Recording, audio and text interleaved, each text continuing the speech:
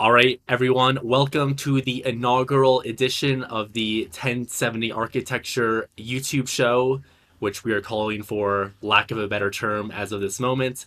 But basically, the idea is for this to be a casual conversation talking about various different architecture topics, as you will shortly see. So, my name is Bailey Canning, and I am joined by the principal architect of 1070 Architecture, Sean Canning. Sean, how are you doing on this Friday morning? Very good, Billy. Thanks for setting this up and looking forward to discussing architecture and other architecture related things going on in San Diego. Totally. So, on that note, why don't you kick things off? We're going to start with a project spotlight here. And then, based on the particular project we're going to be looking at today, then we're going to transition into the broader topic surrounding ADUs, for example, in this case. So, Sean, why don't you kick things off by highlighting the project you've selected for today? Okay, sounds good. Can you see this, Billy? I can see the Google Map Street View. Okay, perfect. So I wanted to give you a quick oversight of this project. So this was the property before we started the project here. It's actually two lots in the Golden Hill neighborhood. So for reference here, this is the highway right behind us, and that's downtown. And this particular project actually had two lots. This was one lot. It's kind of a long, skinny lot that goes all the way to the back. And this was a corner lot here. And you can see I'm all the way back in June of 2008. And this was a fourplex which had burned down. So by February of 2009, that was completely demolished. I was going to So say it the didn't project, look very good. yeah, but there's actually a lot of benefits to having a property like that where there was a home and then there's no longer a home. So as part of that, we were able to leverage that existing home and recap all of the fees that were paid when that home was built. We were able to reduce the fees. And our client on this project didn't even realize that there was a home there. It was the research that we did, which led to tens of thousands of dollars of reduced fees on this project. But here's the project as we designed it. The model we're looking at right now may not have all of the details because we actually do like a full set of construction drawings, which does have all the details, but this is good for orientation. The existing lot here was this entire lot right here. And we also had this adjacent lot, which is that narrow, skinny one I mentioned earlier. There was an existing triplex structure here. On this lot here, there was just an existing home, which you see right here. So on this project, we used the ADU bonus program, which has become a really contentious part of the municipal code in San Diego. It's actually currently up for debate whether the program will continue. But I would say this project is a good example of how you can use that program and add more density to these older neighborhoods in a way that's respectful to the scale of the neighborhood and the general style and lifestyle of the neighborhood. So we left the existing triplex. We did a little bit of a lipstick remodel on that one. And then in the front over here, each of these structures is an ADU duplex. So each structure has two units, one on the ground floor, one on the second floor. And then in the back here, we have an ADU on the top floor, and we have a shared laundry room for the entire site below. It also has some storage there too. On the adjacent lot here, we remodeled the existing dwelling unit. So the unit on the bottom is a remodel where we left two walls standing and we then added an ADU on top.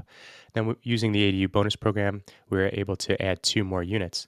So when you use the ADU bonus program, after the initial ADUs that you're permitted by the base zone, every other ADU has to be affordable.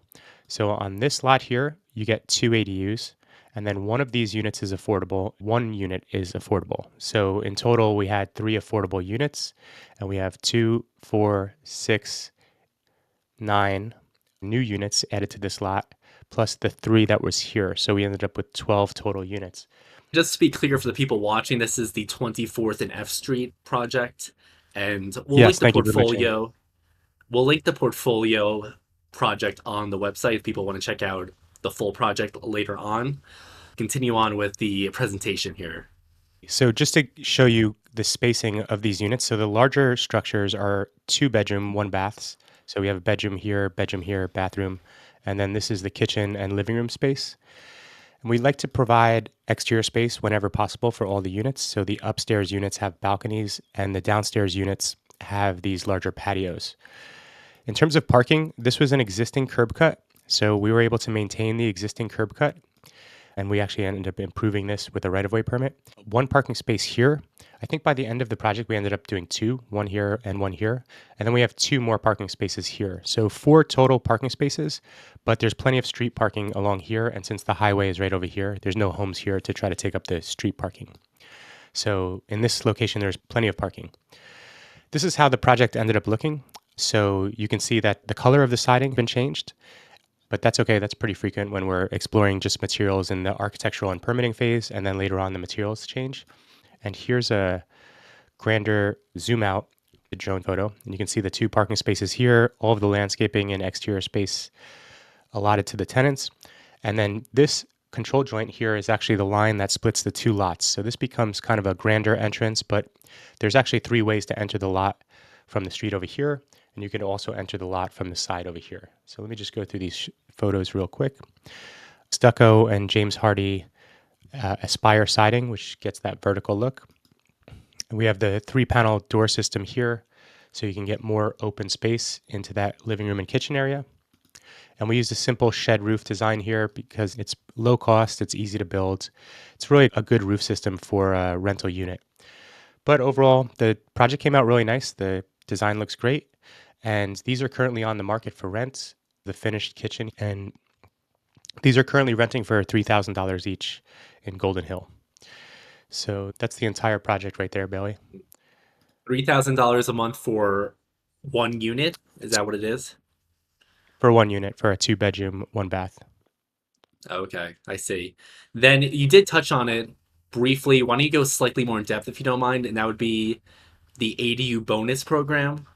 What exactly is that? So I think anybody watching this video probably knows what the ADU bonus program is because it's been such a hot topic over the last month. The state establishes a minimum baseline for ADUs within the state of California.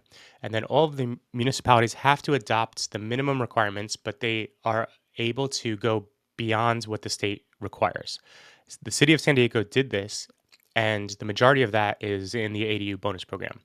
So if you have a multifamily zoned lot, then you get 2 ADUs without using the program. If you have a single family zone lot, you get 1 ADU without using the program. But then beyond that, if you're in the sustainable development overlay zone, which is 1 mile walking distance from any major transit, then the city would allow you to use the ADU bonus program, which means the next ADU has to be rented at affordable rates. And then by adding that ADU, you get one more market rate ADU. And then you can continue to do that until you basically reach your maximum floor area ratio, which is the maximum allowed square footage on any zoned lot. So you could, in theory, have 2 dwelling units in a multifamily zone lot, then do 2 ADUs, then do an affordable market rate on until you reach that limit. Gotcha. Okay. So I think that brings us to a good transition point, and that is to talk about how ADUs can be a solution to housing shortages, not just in San Diego, although for today's video, we're going to be primarily discussing San Diego, but really across the country in every major city, because in every major city, rents are very high due to supply and demand factors, low housing capacity, etc. So why don't you lay out the case for why you believe ADUs are a solution to the housing crisis? Okay, well, this is certainly a broad topic. Let me start by saying I think ADUs are one of the solutions that needs to occur. But I think there has to be a lot of creative solutions to really combat the housing crisis we have in California. As far as I understand, ADUs are something that's going on right now in all of the Western United States. They could have different names and different terminologies. When we're talking about ADUs as a solution for housing, it's important to understand the regulations so that you can then work around those regulations, a housing unit that really works for your needs. And that could be something that helps reduce housing prices, but it could also be something that just serves your family's needs. So in general, I would say the more housing units we can install, the less cost everything would be to rent. I think that's a pretty fair generalization as a matter of supply and demand. I think that's the basis for the whole thing. But then you run into how the code restricts you from building more units. And that's where ADUs are supposed to fill that gap. And there's entire communities of single family zoning throughout the entire country, but in San Diego in particular, there's lots of single family zoning. You could only build one home on those lots. But using the ADU regulations in the most simplistic form, you could build a second home on those lots. So if you had 1,000 single family zone lots, without using ADUs, that's 1,000 homes. But using the ADU regulations, now you can have 2,000 homes. At its most simplistic, you can double the density of all the single family zoned areas, which would be huge. Now, in reality, not everybody who has a single family home is going to want to build a second unit. So it doesn't work exactly the way I just explained it, but in theory, it could. So in theory, that also makes sense, but also the use cases for ADUs are things like, you could build one and have a exterior building here for like an office space, or like, like a pool house or something like that. Like it's not just necessarily increased housing in that way, if that makes sense. The office example being a primary example. Yeah, and I feel like that's where it really gets interesting. And that's where an ADU could really serve the homeowner in a way that not only could add more housing or potentially add it in the future, but also serve the needs of the homeowner better. At the surface level, a lot of people who are opposed to ADUs, they think more density means more people living, which ruins the character of the neighborhood. More density could also ruin the scale of the neighborhood. But also, the thing that everybody falls back on is more people means more parking, and we don't really have enough parking in a lot of neighborhoods. That's what the naysayers would say, would call the NIMBY. But if you look deeper into this, what an ADU could be is so much more than just more housing units. Like you own a single family home, you now work from home post COVID. So you can build this ADU, which could serve essentially as a guest house. And when it's not being used by your guests, it could be used as a home office. You could also use it as a home gym. It could be a pool house. It could be a true rental unit where your tenants approach from the alley and you approach from your driveway in the front, completely separate. But without the ADU regulations, you are not able to do this. The best you can get is maybe what they would call a guest quarters, but that has more restrictions. You can't build that in your rear yard setback. So it could be difficult to really separate them and design the lot the way you want. So what you brought up, Bailey, is really interesting because you're already thinking a little bit more deeper about the way these regulations can be kind of geared towards what the homeowner needs. Totally. And then many people probably also know about JADDs as well here, but can you briefly explain what that is and how that can also potentially play into solving the housing shortage in San Diego? Well, the JADU, while it's another opportunity, I don't really see it as a great solution in a lot of cases because the JADU comes with an owner occupancy restriction on your deed. So if you have a single family home and you build a JADU, which has to be attached to your single family home, you can rent out the JADU. You have to sign an agreement with the city that you'd only rent out the JADU if you live on the lot. So that's exclude a whole bunch of people from building those, particularly the developers. There's less incentive for a developer to build a JADU because most developers don't live on the lot. So it would be a great solution if you wanted your parents to live in the same home as you and you needed some more square footage. Or it could be a great solution if you're buying your first home and you wanted to split it up and rent it out to kind of offset the mortgage. But in almost all scenarios, you're better off building the ADU before the JADU. Got it. And then just for people watching, if they don't already know, the J stands for junior ADU. So that's an easy Yep. way to think about it. When it comes hmm to, so you've been in San Diego, I want to say since like what, 2008, 2009, something like that. hmm So in theory, this is a great solution to solve the housing shortage, but how has that played out in practice since the entire time you've been not just living personally in San Diego, but practicing architecture in the city as well? Well, that's really interesting. Let's take this back a little bit. Before ADUs were a thing, and ADUs basically came out in 2020. The city of San Diego had a typology very similar to ADUs. It was called a companion unit. People wanted to build these companion units behind their homes, but they were extremely restrictive. And there were two or three reasons why people wouldn't build them or couldn't build them. The companion unit had to be a maximum of 50% of the size of your dwelling unit. In some neighborhoods out here, you could have a 700 square foot home. I live in a 700 square foot home. So these are like old bungalows, which were built like in the 20s or 30s, and they're just common all over San Diego. So that's going to really limit the size of that second unit, sometimes to the point where it's just not financially viable. But the other two major hurdles with the companion units were the impact fees, which were set at the same level as the dwelling unit. So a lot of people who are considering an ADU may not even understand what an impact fee is.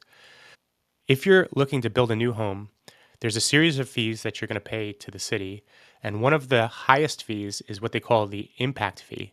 The impact fee covers everything you're already paying for with your property tax, and it's specific from neighborhood to neighborhood. So Barrio Logan, for example, has one of the highest impact fees in any neighborhood. I think it's like just south of $20,000 per unit. And that's not a fee that helps you as the homeowner or that you're paying to the city to like cover your infrastructure, your parks management, and things like that. And actually, the parks is the reason why the Barrio Logan impact fees are so high. The companion units were subject to these impact fees. So if you were in a neighborhood where there's a $15,000 impact fee and you wanted to build a companion unit, but your maximum size for that companion unit was 350 square feet, you still had to pay that full impact fee. And a lot of people just were not willing to do that. That was a decision people were making. They were saying, hey, this is too expensive. But then there was one more regulation that was just way over encompassing, and that was the parking regulations. So you can go to chapter 14 of the municipal code and there's a table and it'll tell you how many off-street parking spaces you need to have before they would approve the permit. Most single family homes are going to need 2 off-street parking spaces. And then when you go to build a 1-bedroom companion unit, that sometimes would also require 2 off-street parking spaces. And a lot of lots cannot fit off-street parking spaces, so they were just disqualified from building the companion units. So it's those 3 things which were the reason why the companion units were not as successful as they could have been. And in 2020, when the state made the ADU regulations, they eliminated all 3 of those things. So you were no longer limited to the size of the ADU based on the size of the existing dwelling unit. And parking was eliminated, or at least decoupled from the building of the ADU. And they insisted that impact fees were eliminated for a period of 5 years. And in San Diego, now the first 1 or 2 ADUs, depending if you're single family zoning or multifamily zoning, you won't pay impact fees. And then after that, they've now added impact fees, but there are scaled impact fees when the ADU is larger than 750 square feet. So there's still some incentive for developers to build these things, and there's still some leeway for homeowners who are generally on a tighter budget to build these things. So that's the major difference. Now we're kind of caught up to present day. So the question is, in the last 5 years, from 2020, when the advent of ADUs occurred, to where we are now, early 2025, have they been successful? And I think there's one critical thing that nobody's really talking about here. You have to look at the way the interest rates have increased from 2020 to 2025. And in 2020, we had like 3% to 4% interest rates. So you could take out a loan, build your ADU behind your existing home, and then refinance your mortgage into a 4% interest rate. And that project would cash flow. So that was a great decision for a lot of homeowners. And Margaret and I did that, and it was really awesome. But about midway through that 5-year period, you had a 7% or 8% interest rate. And ADUs no longer really pencil out, especially if you have to buy the lot first or if you don't have cash.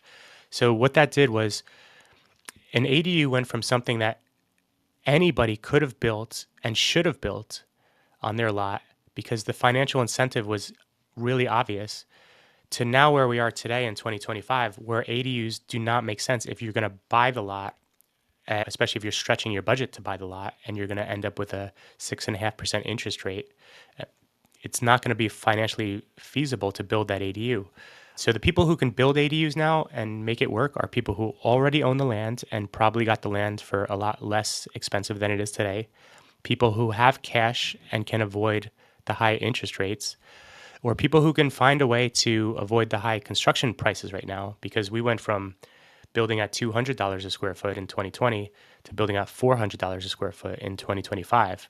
So if you're a contractor, you may be able to beat those prices. But in a nutshell, ADUs were very financially viable in 2020 to maybe 2022, and now they're only available to a select group of people. So I don't think they have been as successful as the state wanted them to be, but by no fault of the state.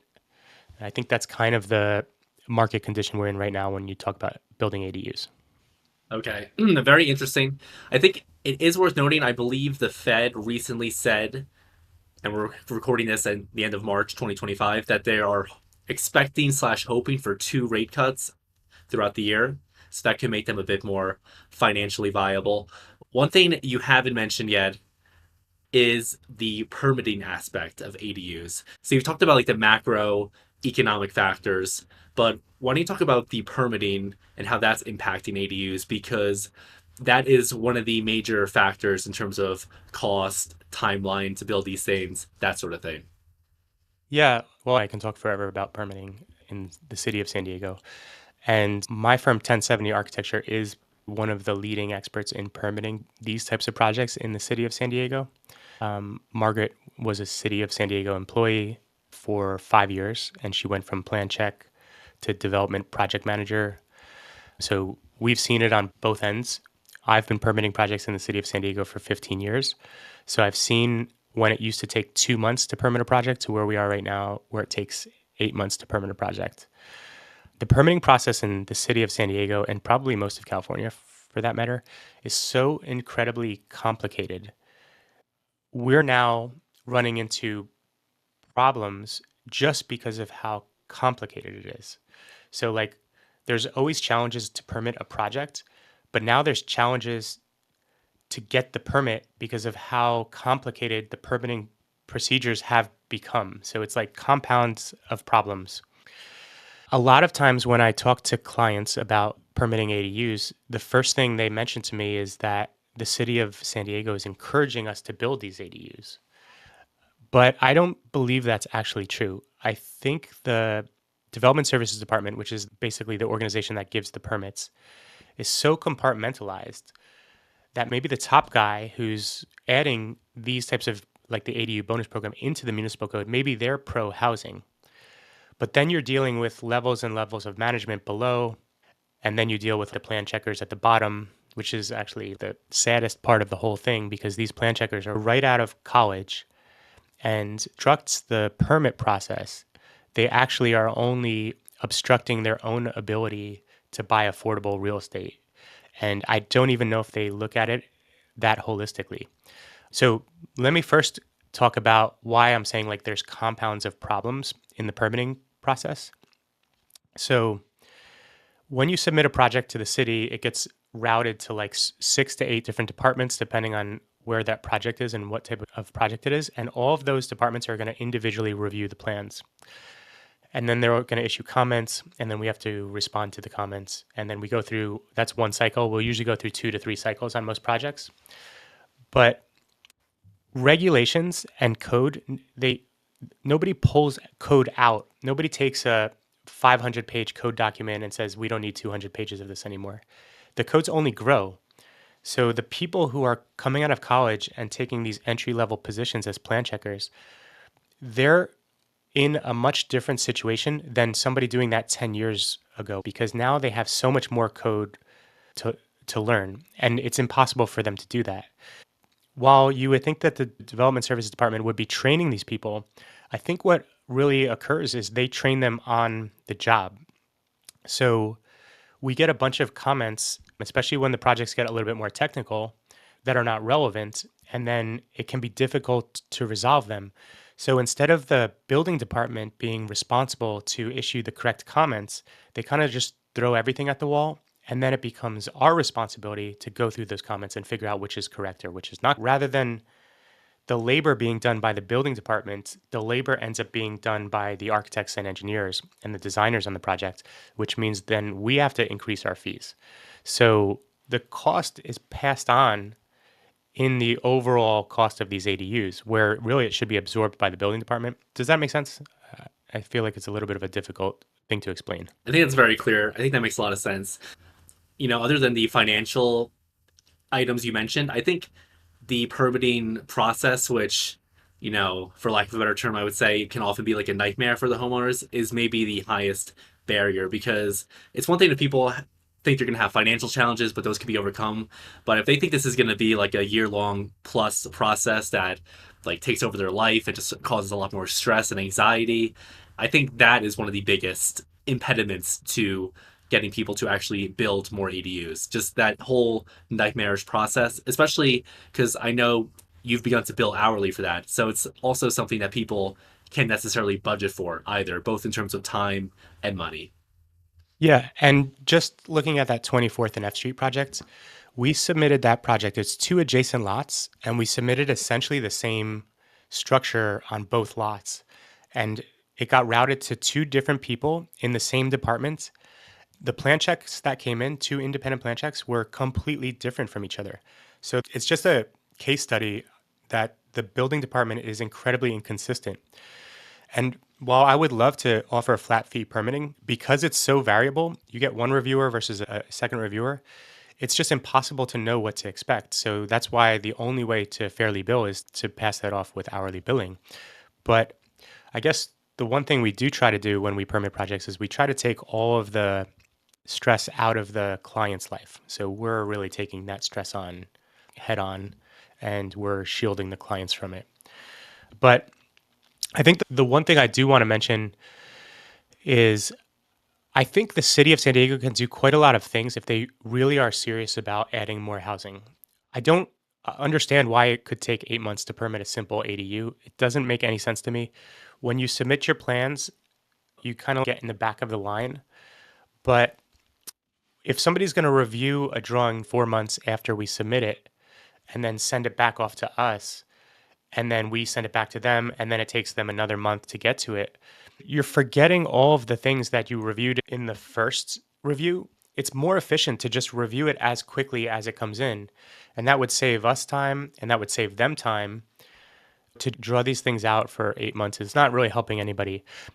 In other states, if the permitting process is faster, there's different loan types where you can buy a property and then they'll loan you the money for construction. But when you initiate the loan, you're starting your interest from the time you're initiating the loan.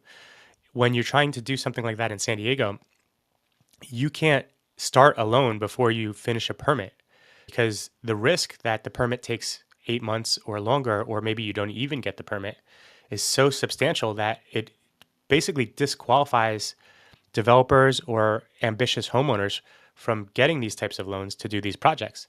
So what you end up doing is you have to finance the design and the engineering and the permitting out of pocket and then get the loan. So the development services department taking this long really hinders the ability for development financing. And I don't see how anybody can argue otherwise. So that's very frustrating. Well, as frustrating as permitting can be in San Diego, you recently have begun to offer a new service to help people with this. Why don't you talk a little bit about that briefly? Yeah, thanks for bringing that up. So I was totally against this for years and years. My logic was the less permitting I have to do, the better, because it is probably the most stressful part of my day to day. And also, nobody goes to architecture school and is like, man, one day I'm going to permit all these projects and I can't wait for that. It's kind of the worst part of our job. I don't know. There's no other way to put it. But 15 years into this architecture business in the city of San Diego, I feel like I've almost seen everything that could happen. And as you know, Margaret's an expert in permitting. So we just kind of became experts in this as a support of the designs we were providing. So I realized maybe it would be a good idea to help people with their permits. So we have a service now where you can basically pay hourly and we can give you advice on how to permit the projects. If you end up with a permitting issue, we can advise you on which way to go depending on your timeline and your budget. We can review invoices from the building department for you, and we find that at least half of the invoices issued are incorrect. We found invoices issued for over $10,000 that should not have been issued to our clients. A lot of people just pay these fees, and you could overpay by $10,000 on a project, which is just insane to think of. So we have different levels of this permit facilitation service, from basically just helping you out for 1 hour and giving you advice all the way to permitting your entire project. The goal is to just take the stress out of the process for the homeowner, for the developer. Yeah, and to be clear, it's not just for ADUs, it's also for other types of residential projects. Yeah, we can help you with permitting on pretty much every project within the city of San Diego. Okay. So, as we wrap up here, I don't know if there's anything you want to talk about that we haven't already talked about, but is there anything you would like to say to wrap up the conversation here? Well, I think I just want to bring back the point of the creative use of the ADU, because like sometimes the expression is you have to understand the rules so you can break the rules. I'm not suggesting you break. If you understand the code, you can know how to build these ADUs to serve your purpose. Maybe you need a place for your kids to live because, it's too expensive to buy a home. So you're considering building an ADU in the backyard. Even by building this ADU to serve your own purpose, you are actually helping the housing crisis here in California. Because if you're a homeowner, you build an ADU in your backyard for your, let's say, for a son, and then your son gets married and has a family. Now you have two families on one lot. And then as you get older and retire, maybe you move out of San Diego, that opens up one more unit of housing for San Diego. So I think the ADU is a great solution. As I mentioned earlier, there needs to be more solutions, and I think the state is working on that. If you understand the technical rules of the ADUs and how you can build them within the constraints of the code, there are creative ways where you can apply them to your specific needs. And by doing that, you're really helping out the housing crisis in San Diego. Yeah, you're talking about finding a loophole, not necessarily breaking the rules. Well, we've discussed this with my company, like with the team. I would have to completely disagree that this is a loophole, because if you're saying this is a loophole, you're assuming that the person who wrote the code left a loophole by mistake. But you have to start with the premise that the people writing the code are very intelligent people that are not leaving loopholes. The way they're writing the code is black and white, but within that gray area, they're leaving a space so that we can make things work for the people who the code serves. So I completely disagree with the premise that these are loopholes. These are things intentionally left in the code so that we can help out homeowners and developers. Okay.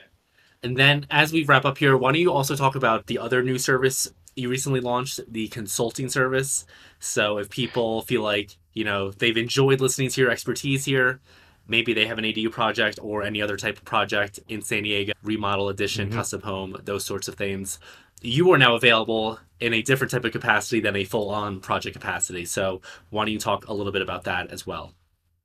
Yeah, so this is kind of another service we fell into. As we were permitting and building these ADUs, we found so much gray area in the code that we had to keep reaching out to the planning department to be like, hey, here's what the code says. What does this actually mean? Or, hey, I'm looking to do this. It doesn't seem like it's covered anywhere in the code. So we found out by trial and error, by building our own ADUs and permitting ADUs for our clients, kind of where that gray area falls within the city of San Diego's interpretation. They don't tell you. Like, for example, here's one. If you want to build an ADU, you're allowed to build an ADU in your rear yard setback. But what they don't tell you is if you have an exterior staircase or an exterior balcony or a roof deck, those cannot be in the rear yard setback. It doesn't say this anywhere in the code, so you would just go into it assuming, well, the balcony, the roof deck, and the stairs are all part of the ADU. But that's not the way it's been interpreted by the city of San Diego. So through all this nuance, I was getting calls from people who are already designing ADUs, from colleagues who were working on their own ADU projects who didn't know the answers to this. And we just became kind of the experts in these intricate City of San Diego ADU regulations. So this year we unrolled the architectural consulting service, where if you just need me to review an ADU you've been designing, something that a drafter has done for you or a designer has done for you, We can take a look at that usually in about 1 hour, maybe an hour and a half. I can identify any challenges that you're going to have when you make that submittal. The further you go along the process, the more expensive and harder things are to change. So while it's in design, everything's pretty plastic. Once you get the engineering done, you'd now have to pay that engineer to redo the engineering. And then once you go into permitting, it can be even more difficult to make changes. And then obviously, once you get the permit, it's even more difficult to make changes. So the service allows me to look at other people's work and provide insight and advice for the benefit of the homeowner or the developer. Yeah, and I think when it comes to the ADU projects in particular, whether someone needs consulting work with you or permitting help with Margaret, it's not just the professional expertise you've gathered over a decade doing this for clients, but I think it's also the fact that you've done it yourself multiple times as a homeowner. So you understand both sides of the equation. Is it's one thing to just design a project for people, and we built our first ADU in 2020. So basically, the first 10 years of my architecture practice, I was just doing design, and I had never built. Well, actually, we'd renovated the first home we built, but we designed an ADU. We've gone through the process of financing that ADU, permitting that ADU, building that ADU ourselves, and living in that ADU. So all of that provides way more like context for how these things should work. What size rooms we should be designing, what the angles for permitting to reduce the fees are. So yeah, we really do leverage that experience quite a bit. So we're pretty much at time. I think we've covered everything we wanted to cover. So I'd say we wrap up here. But basically, if you're already still watching at this point, the idea here is just for it to be like a casual conversation about different architectural topics around San Diego, or just maybe more broadly highlighting specific projects and then diving deep into some sort of architectural topic. Maybe even bring guests on in the future. Who knows what will happen? But that's the idea for it to be like an authentic conversation, kind of like behind the scenes, if you will. So hopefully people enjoy it. They should definitely subscribe to the channel if they do, because as of now, we're probably trying to get one of these every other week or so.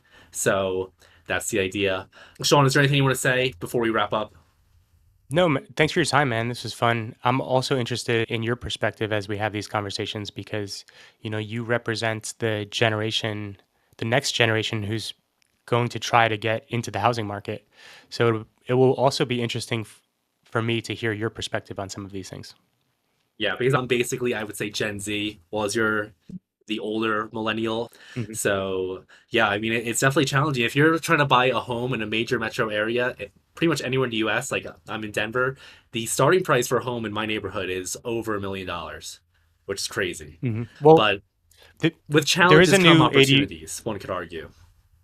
Yes, and the state of California is launching different initiatives now to allow you to subdivide lots to be smaller lots, which then you can develop smaller housing. And I think that's headed in the right direction. And maybe in the future, we could probably discuss that regulation a little bit more. All right, we'll do. All right, thanks for watching, everyone. Hope you enjoyed it. Feel free to leave a comment, subscribe. We'll see you in the next one. Take it easy. Bye.